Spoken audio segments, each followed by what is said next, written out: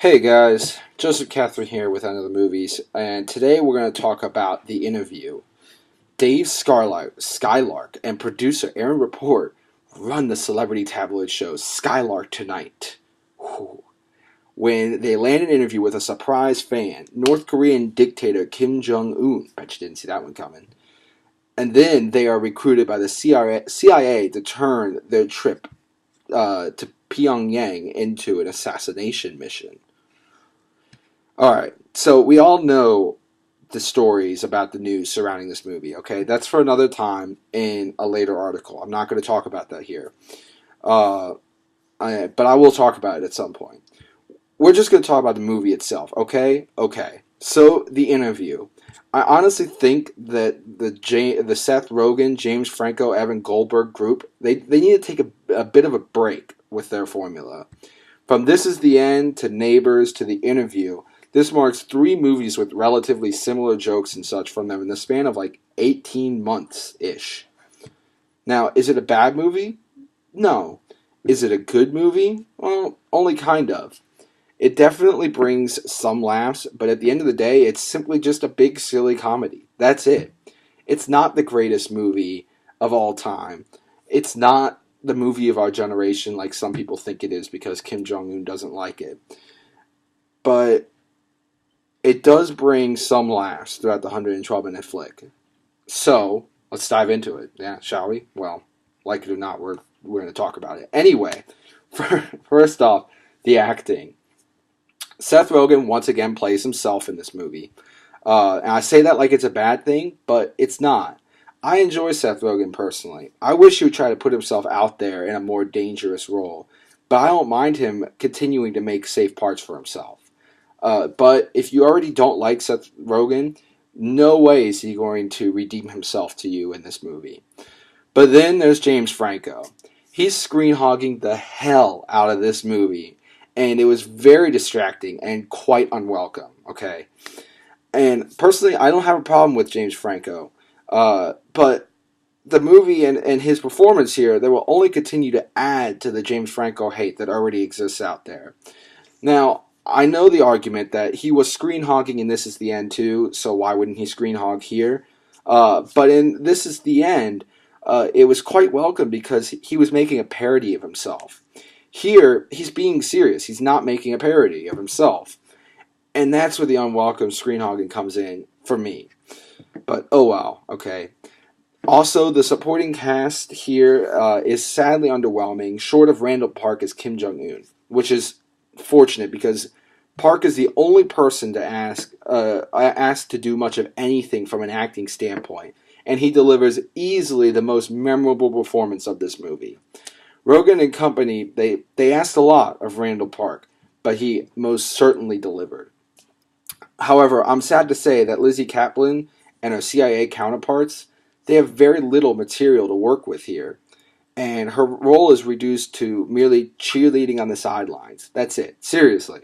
Okay, let me give you a quick example that's not a spoiler. It's in the trailers, okay? North Korea is getting ready to use its nukes. And then there's a shot of the CIA literally just standing there yelling at Rogen and Franco for whatever reason or another.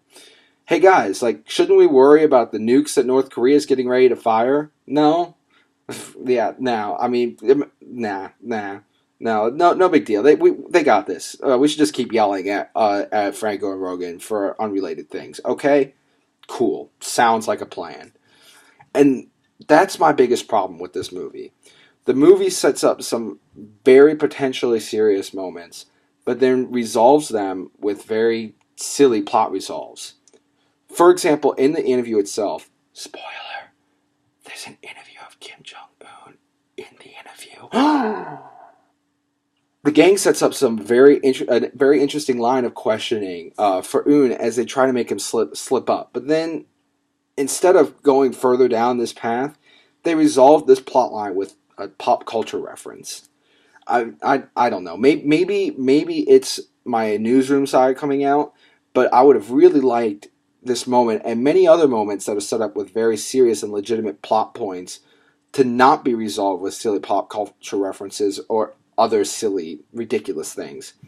I mean, think about This Is the End. All right, I know I'm comparing it to This Is the End, but This Is the End is like their masterpiece. Oh, so far, masterpiece is used loosely, but it's the best movie they've made in this little strand so far.